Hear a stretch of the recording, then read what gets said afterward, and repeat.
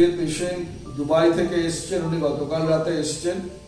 আজকে ওনার প্রসিডিওর অর্থাৎ FUE transplant, বিয়ার transplant হয়ে গেলে আগামী পরশুদিন মানে আগামীকালটা থেকে তার পরের দিন উনি আবার দুবাইতে চলে যাবেন। ওনার আমরা বিয়ার ট্রান্সপ্লান্ট প্রাইমারি এর আগে করেছি, রেজাল্ট ইজ ভেরি গুড, আপনারা দেখতে পাচ্ছেন ছবিতে যেরকম।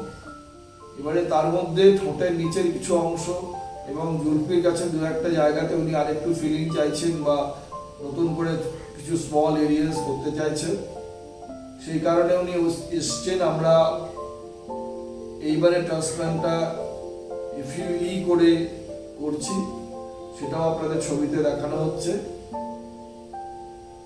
এবারে হয়ে গেলে উনি পরশু দিনে চলে যাবেন।